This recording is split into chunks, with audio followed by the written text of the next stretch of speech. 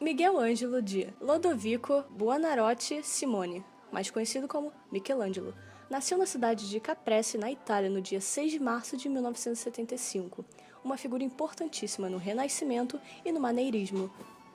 O Renascimento foi um movimento intelectual e cultural que iniciou na Itália por volta do século XIV, como resultado das relações comerciais entre italianos e bizantinos. O movimento logo se espalhou por toda a Europa, o mesmo recebeu esse nome porque seus integrantes buscavam o reavivamento da cultura da antiguidade clássica greco-romana.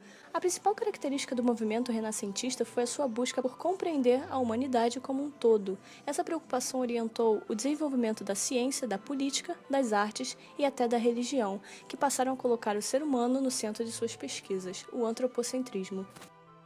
Maneirismo. O maneirismo foi um estilo e um movimento artístico que se desenvolveu na Europa como uma revisão dos valores clássicos e naturalistas, dentro da pintura, escultura e arquitetura. Teve origem na Itália e deixou traços até nas suas colônias da América e no Oriente.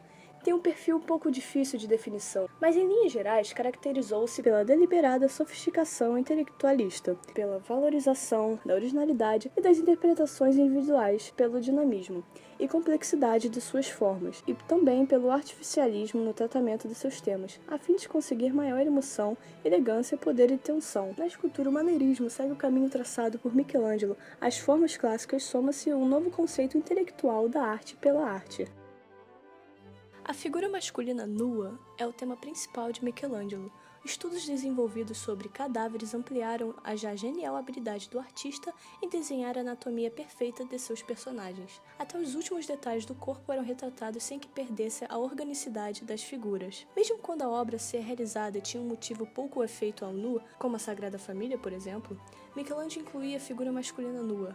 Para muitos críticos, inclusive o torso de suas figuras detinham tão intensa expressividade que podia rivalizar com os rostos como fonte de atração da imaginação.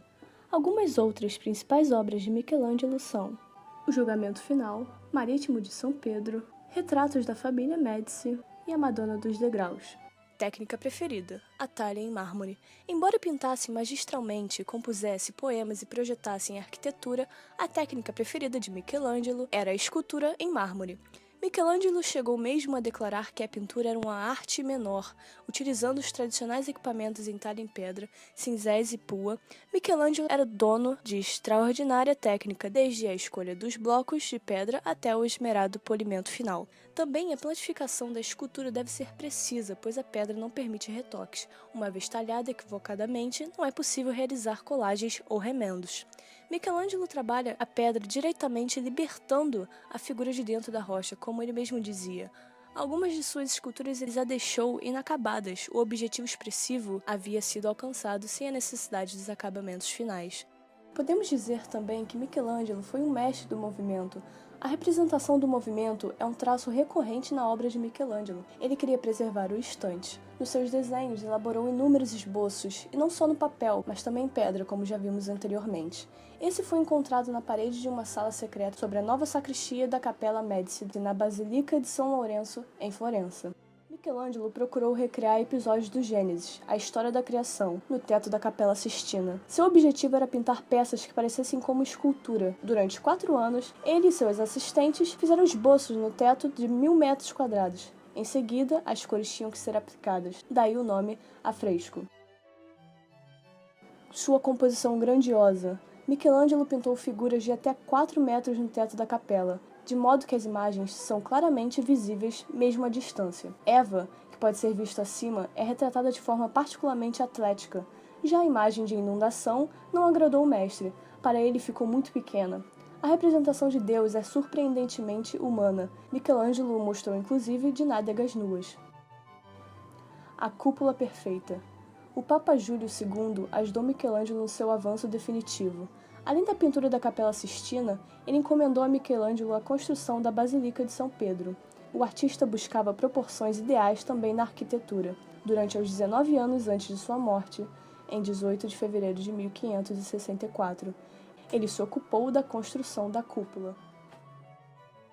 Michelangelo foi essencial na história da arte. Devemos a ele uma importância enorme. Além de ser considerado um dos maiores criadores da história da arte do Ocidente, ele sintetizou influências da arte da Antiguidade Clássica do primeiro Renascimento.